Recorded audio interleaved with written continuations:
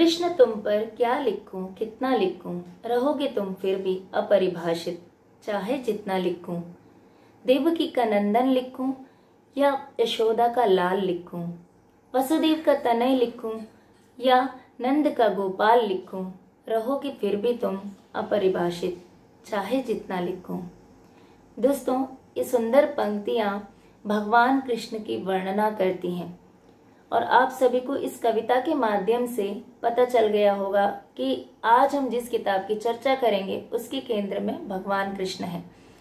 जी हाँ दोस्तों, कृष्ण के जीवन पर आधारित एक उपन्यास है जिसका नाम है देवकी का बेटा और इसके लेखक हैं रांगेय राघव जी।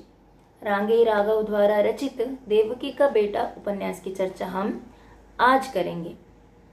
सभी को नमस्ते, मैं आशमा।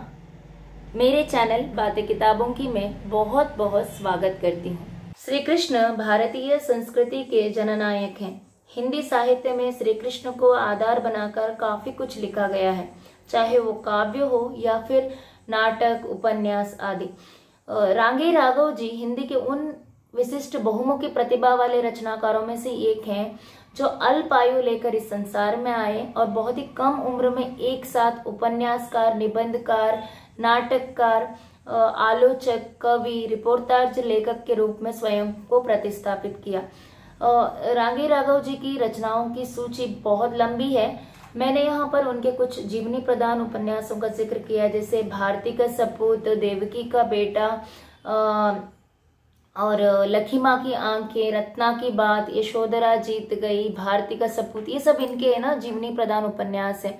इसके अलावा इन्होंने गदल, कठपुतले, कुत्ते की दुम जैसी चर्चित कहानियां भी लिखी हैं। इन्हें दालमिया पुरस्कार और मरणोपरांत इन्हें महात्मा गांधी पुरस्कारों से भी नवाजा गया है।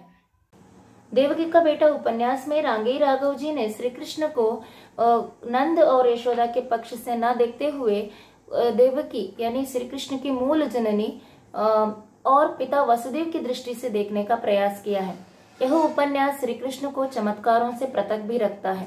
उपन्यास में श्री कृष्ण के माता पिता वसुदेव और देवकी का कारागारवास, साथ ही बंदी गृह में श्री कृष्ण का जन्म, देवक, जानुक, जयाश्व, नंदगोप की योजना अनुसार वसुदेव का यमुना पार करके कृष्ण यानी बालक कृष्ण को नंदगांव पहुंचाना, गोकुल में श्री कृष्ण का जीवन यापन, मथुरा में कंस का विलासी जीवन, मागधों का मथुरावासियों पर अत्याचार, श्री कृष्ण के नायकत्व में समस्त गोपजनों का विद्रोह, श्री कृष्ण का मथुरा आगमन, कंस का वध करके मथुरावासियों को और अपने माता पिता देवकी और वसुदेव को कारागार से मुक्त करवाना, साथ ही राजा उग्रसेन को मुक्त करवाना जैसे बिंदुओं पर भी प्रकाश डाला। साथ ही कृष्ण का मथुरा में बस जाने का भी जिक्र इस उपन्यास के अंत में दिखाया है। उपन्यास के माध्यम से रांगेय राघव जी ने कृष्ण की जननी देवकी के अगाध दुखों से भरी करुण गाथा को पाठकों के सामने रखने का प्रयास किया है। कुल मिलाकर वसुदेव और देवकी ने कारागार के प्राचीर में जो असह्य पीड़ा सही थी उसका उत्कृष्ट उल्लेखन ही देवकी का बेटा है। इसके अलावा श्री कृष्ण को उपन्यासकार ने अलग ही दिशा में चित्रित करने का प्रयास किया है, यानी उसको उनके चरित्र को अलग रूप देने का प्रयास किया है। यहाँ पर वे चमत्कारों से भरे भगवान नहीं हैं, वे जननायक हैं और त्यागी हैं, वे कर्मठ हैं और जीवन को विशिष्ट मोड़ देने वाले सामान्य मनुष्य के रूप में दिखाई देते हैं। दोस्तों, इस किताब के बारे में बस इतना ही। अगली किताब के साथ अपने वीडियो में मैं आपके सामने आ जाऊंगी। तब तक के लिए आप मेरे वीडियो को देखते रहिए, किताबें पढ़ते रहिए, ज्ञान प्राप्त करते रहिए। धन्यवाद।